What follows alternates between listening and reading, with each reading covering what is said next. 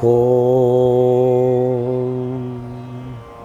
तव कथामृतं तप्तजीवनं कविभिरीडितं कल्मषापहं श्रवणमङ्गलं श्रीमदाततं भुवि गृह्णन्ति ये भूरिदा जनाः। শ্রী শ্রী রামকৃষ্ণ কথামৃত চতুর্থ ভাগ, দশম খণ্ড, চতুর্থ পরিচ্ছেদ, শেষাংশ। মহিমার প্রতি। মোটামুটি দুই প্রকার যোগ, কর্মযোগ আর মনোযোগ।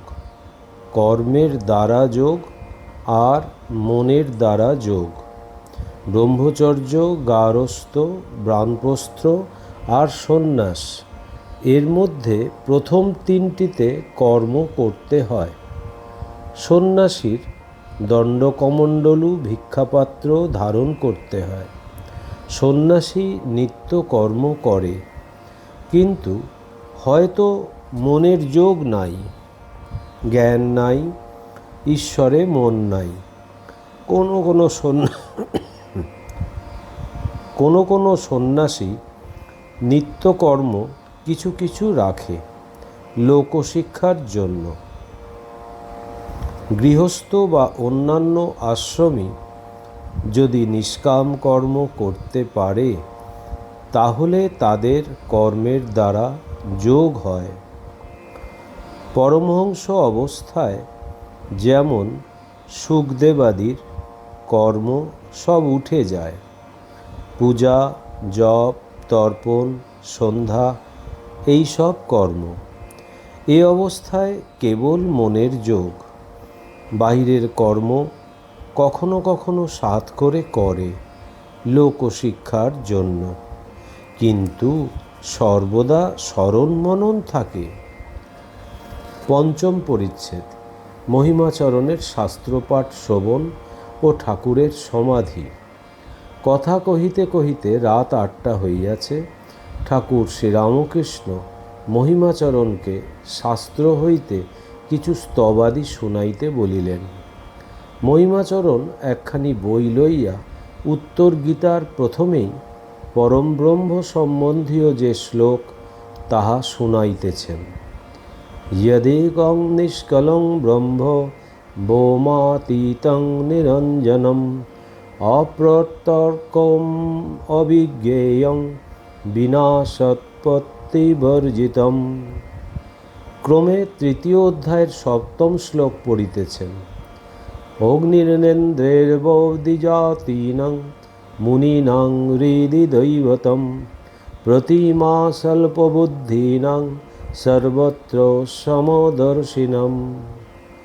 অর্থাৎ ব্রাহ্মণদিগের দেবতা অগ্নি, মুনিদিগের দেবতা হৃদয় মধ্যে, স্বল্পবুদ্ধি মনুষ্যদের প্রতিমাই দেবতা, আর সমদর্শী মহাযোগীদিগের দেবতা সর্বত্রই আছেন।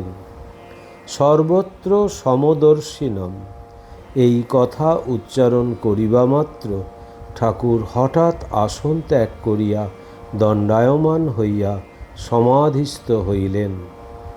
হাতে সেই বার ও ব্যান্ডেজ বাঁধা।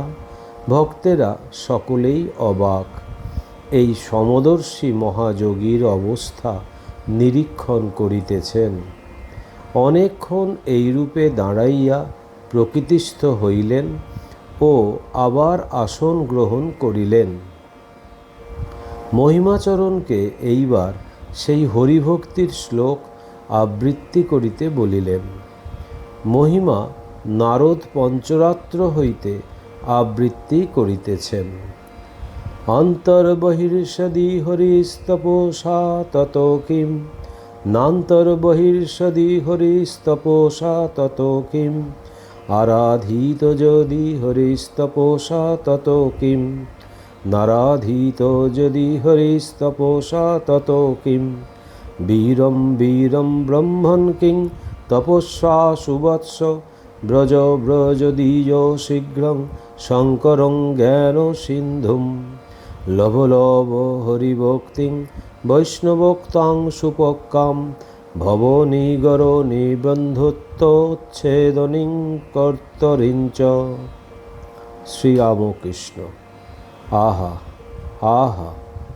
শ্লোকগুলির আবৃত্তি শুনিয়া ঠাকুর আবার ভাবাবিষ্ট হইতেছিলেন। কষ্টে ভাব সংবরণ করিলেন। এইবার জ্যোতিপঞ্চক পাঠ হইতেছে।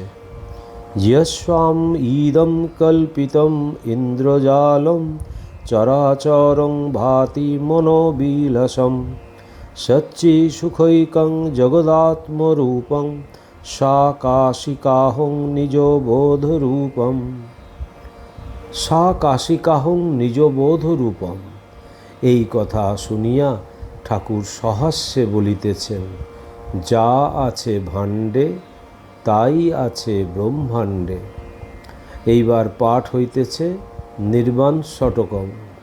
ওম মনোবুদ্ধহংকার চিত্তানি নাহং ন চ সত্র জিহবে ন চ গান নেত্রে ন চ বোম ভূমির্ন তেজো ন বায়ু চিদানন্দরূপঃ শিবহং শিবহং।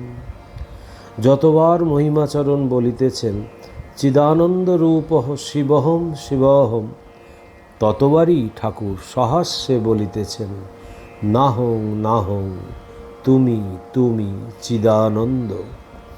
মহিমাচরণ জীবনমুক্তি গীতা থেকে কিছু পড়িয়া ষটচক্র বর্ণনা পড়িতেছেন। তিনি নিজে কাশীতে যোগীর যোগাবস্থায় মৃত্যু দেখিয়াছিলেন। বলিলেন, এইবার ভূচরী ও খেচরী মুদ্রার বর্ণনা করিতেছেন ও সাম্ভবী বিদ্যার। সাম্ভবী যেখানে সেখানে যায়, কোনো উদ্দেশ্য নাই। মহিমা রামগীতায় বেশ বেশ কথা আছে। শ্রীরামকৃষ্ণ সহাস্যে, তুমি রামগীতা রামগীতা করছ, তবে তুমি ঘোর বেদান্তি। সাধুরা কত পড়ত এখানে। মহিমাচরণ প্রণব শব্দ কিরূপ তাই পড়িতেছেন। তৈলধারাম অবিচ্ছিন্নম দীর্ঘ ঘণ্টা নিনাদবৎ। আবার সমাধির লক্ষণ বলিতেছেন। ঊর্ধ্বপূর্ণ মধপূর্ণম মধ্যপূর্ণম যদাত্মকম সর্বপূর্ণং স্বাত্মেতি সমাধিস্তস্য লক্ষণম। অধর মহিমাচরণ ক্রমে প্রণাম করিয়া বিদায় গ্রহণ করিলেন। ষষ্ঠ পরিচ্ছেদ। উন্মাদ অবস্থা, সরলতা ও নিত্যকথা। পরদিন রবিবার ৩রা ফেব্রুয়ারি 1884 খ্রিস্টাব্দ, 21শে মাঘ 1290 সাল। মাঘ শুক্লা সপ্তমী। মধ্যাহ্নে সেবার পর ঠাকুর নিজাসনে বসিয়া আছেন। কলিকাতা হইতে রাম, সুরেন্দ্র প্রভৃতি ভক্তেরা তাহার অসুখ শুনিয়া চিন্তিত হইয়া আসিয়াছেন। মাস্টারও কাছে বসিয়া আছেন। ঠাকুরের হাতে বার বাঁধা, ভক্তদের সহিত কথা কহিতেছেন। শ্রীরামকৃষ্ণ ভক্তদের প্রতি। এমনই অবস্থায় মা রেখেছেন যে ঢাকাঢাকি করবার জো নাই। বালকের অবস্থা। রাখাল আমার অবস্থা বোঝে না। পাছে কেউ দেখতে পায়, নিন্দা করে, গায়ে কাপড় দিয়ে ভাঙা হাত ঢেকে দেয়। মধু ডাক্তারকে আড়ালে নিয়ে গিয়ে সব কথা বলছিল। তখন চেঁচিয়ে বললাম, কোথা গো মধুসূদন, দেখবে এসো, আমার হাত ভেঙে গেছে। সেজবাবু আর সেজগিন্নি যে ঘরে শুতো, সেই ঘরে আমিও শুতাম। তারা ঠিক ছেলেটির মতন আমায় যত্ন করত। তখন আমার উন্মাদ অবস্থা। সেজবাবু বলতো, বাবা তুমি আমাদের কোনো কথাবার্তা শুনতে পাও? আমি বলতাম, পাই। সেজগিন্নি সেজবাবুকে সন্দেহ করে বলেছিল, যদি কোথাও যাও ভট্টাচার্যি মশাই তোমার সঙ্গে যাবেন। এক জায়গায় গেল, আমায় নিচে বসালে। তারপর আধ ঘন্টা পরে এসে বললে, চলো বাবা, গাড়িতে উঠবে চলো। সেজগিন্নি জিজ্ঞাসা করলে আমি ঠিক ওই সব কথা বললুম। আমি বললুম, দেখো গা, একটা বাড়িতে আমরা গেলুম, উনি আমায় নিচে বসালে, উপরে আপনি গেল। আধ ঘন্টা পরে এসে বললে, চলো বাবা চলো। সেজগিন্নি যা বোঝার বুঝে নিলেন। মারেদের এক শরিক এখানকার গাছের ফল কপি গাড়ি করে বাড়িতে চালান করে দিত। অন্য শরিকরা জিজ্ঞাসা করাতে আমি ঠিক তাই বললুম। একাদশ খণ্ড। দক্ষিণেশ্বর মন্দিরে রাখাল মাস্টার মণিলাল প্রভৃতি সঙ্গে। প্রথম পরিচ্ছেদ। ঠাকুর অধৈর্য কেন? মণিমল্লিকের প্রতি উপদেশ। ঠাকুর শ্রীরামকৃষ্ণ মধ্যাহ্নে সেবার পর একটু বিশ্রাম করিতেছেন। মেঝেতে মণিমল্লিক বসিয়া আছেন। ঠাকুরের হাতে এখনও বার বাঁধা। মাস্টার আসিয়া প্রণাম করিয়া মণিমল্লিকের নিকট মেঝেতে বসিলেন। আজ রবিবার, কৃষ্ণা ত্রয়োদশী, 24শে ফেব্রুয়ারি 1884, 13ই ফাল্গুন 1290 সাল। শ্রীরামকৃষ্ণ মাস্টারের প্রতি। কিসে করে এলে? মাস্টার, আজ্ঞা আলমবাজার পর্যন্ত গাড়ি করে এসে ওখান থেকে হেঁটে এসেছি। মণিলাল, খুব ঘেমেছেন? শ্রীরামকৃষ্ণ সহাস্যে, তাই ভাবি আমার এসব বাই নয়, তা না হলে ইংলিশম্যানরা এত কষ্ট করে আসে। ঠাকুর কেমন আছেন হাত ভাঙার কথা হইতেছে। শ্রীরামকৃষ্ণ, আমি এইটার জন্য একবার অধৈর্য হই। একে দেখাই আবার ওকে দেখাই, আর বলি হ্যাঁগা ভালো হবে কি? রাখাল চটে, আমার অবস্থা বোঝে না। একবার মনে করি এখান থেকে যাক। আবার মাকে বলি, মা কোথায় যাবে, কোথায় জ্বলতে পুড়তে যাবে? আমার বালকের মতো অধৈর্য অবস্থা আজ বলে নয়, সেজবাবুকে হাত দেখাতাম, বলতাম হ্যাঁগা আমার কি অসুখ করেছে? আচ্ছা তাহলে ঈশ্বরে নিষ্ঠা কই? ওদেশে যাবার সময় গরুর গাড়ির কাছে ডাকাতের মতো লাঠি হাতে কতকগুলো মানুষ এলো। আমি ঠাকুরদের নাম করতে লাগলাম, কিন্তু কখনো বলি রাম, কখনো দুর্গা, কখনো ওং তৎসৎ, যেটা খাটে। মাস্টারের প্রতি। আচ্ছা কেন এত অধৈর্য আমার? মাস্টার, আপনি সর্বদাই সমাধিস্থ, ভক্তদের জন্য একটু মন শরীরের উপর রেখেছেন, তাই শরীর রক্ষার জন্য একবার অধৈর্য হন। শ্রীরামকৃষ্ণ, হ্যাঁ একটু মন আছে কেবল শরীরে, আর ভক্তি ভক্ত নিয়ে থাকতে। মণিলাল মল্লিক এক্সিবিশনের গল্প করিতেছেন। যশোদা কৃষ্ণকে কোলে করে আছেন, বড় সুন্দর মূর্তি। শুনে ঠাকুরের চক্ষে জল আসিয়াছে। সেই বাৎসল্য রসের প্রতিমা যশোদার কথা শুনিয়া ঠাকুরের উদ্দীপন হইয়াছে, তাই কাঁদিতেছেন। মণিলাল, আপনার অসুখ, তা না হলে আপনি একবার গিয়ে দেখে আসতেন গড়ের মাঠের প্রদর্শনী। শ্রীরামকৃষ্ণ মাস্টার প্রভৃতির প্রতি। আমি গেলে সব দেখতে পাবো না, একটা কিছু দেখেই বেহুঁশ হয়ে যাব, আর কিছু দেখা হবে না। চিড়িয়াখানা দেখাতে লয়ে গিয়েছিল, সিংহ দর্শন করেই আমি সমাধিস্থ হয়ে গেলাম। ঈশ্বরীর বাহনকে দেখে ঈশ্বরীর উদ্দীপন হলো। তখন আর অন্য জানোয়ার কে দেখে? সিংহ দেখেই ফিরে এলাম।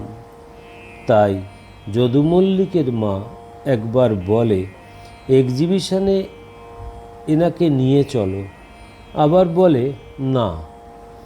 মণিমল্লিক পুরাতন ব্রহ্মজ্ঞানী, বয়স প্রায় 65 হইয়াছে। ঠাকুর তাহারই ভাবে কথার ছলে তাহাকে উপদেশ দিতেছেন। শ্রীরামকৃষ্ণ, জয়নারায়ণ পণ্ডিত খুব উদার ছিল, গিয়ে দেখলাম বেশ ভাবটি। ছেলেগুলি বুট পরা। নিজে বললে আমি কাশী যাব। যা বললে তাই শেষে করলে। কাশীতে বাস, আর কাশীতেই দেহত্যাগ হলো। বয়স হলে সংসার থেকে ওই রকম চলে গিয়ে ঈশ্বর চিন্তা করা ভালো। কি বলো মণিলাল? হ্যাঁ, সংসারের ঝঞ্ঝাট ভালো লাগে না। শ্রীরামকৃষ্ণ। গৌরী স্ত্রীকে পুষ্পাঞ্জলি দিয়ে পূজা করত। সকল স্ত্রী ভগবতীর এক একটি রূপ। মণিলালের প্রতি তোমার সেই কথাটি এদের বলো তো গা। মণিলাল সহাস্যে। নৌকা করে কয়জন গঙ্গা পার হচ্ছিল। একজন পণ্ডিত বিদ্যার পরিচয় খুব দিচ্ছিল। আমি নানা শাস্ত্র পড়েছি, বেদ বেদান্ত স্বরদর্শন। একজনকে জিজ্ঞাসা করলে, বেদান্ত জানো? সে বললে, আজ্ঞা না। তুমি সাংখ্য পতঞ্জল জানো? আজ্ঞা না। দর্শন টর্শন কিছুই পড়ো নাই? আজ্ঞা না। পণ্ডিত সগর্বে কথা কহিতেছেন ও লোকটি চুপ করে বসে আছেন। এমন সময় ভয়ঙ্কর ঝড়, নৌকা ডুবতে লাগলো। সেই লোকটি বললে, পণ্ডিতজি, আপনি সাঁতার জানেন? পণ্ডিত বললেন, না। সে বললে, আমি সাংখ্য পতঞ্জল জানি না, কিন্তু সাঁতার জানি। ওম নিরঞ্জনম নিত্যম অনন্তরূপম ভক্তানুকম্পাধীত বিগ্রহং বৈ ঈশাবতারং পরমেশমিড্ডম তং রামকৃষ্ণং শিরসা নমামহম। শ্রীরামকৃষ্ণ অর্পণমস্তু।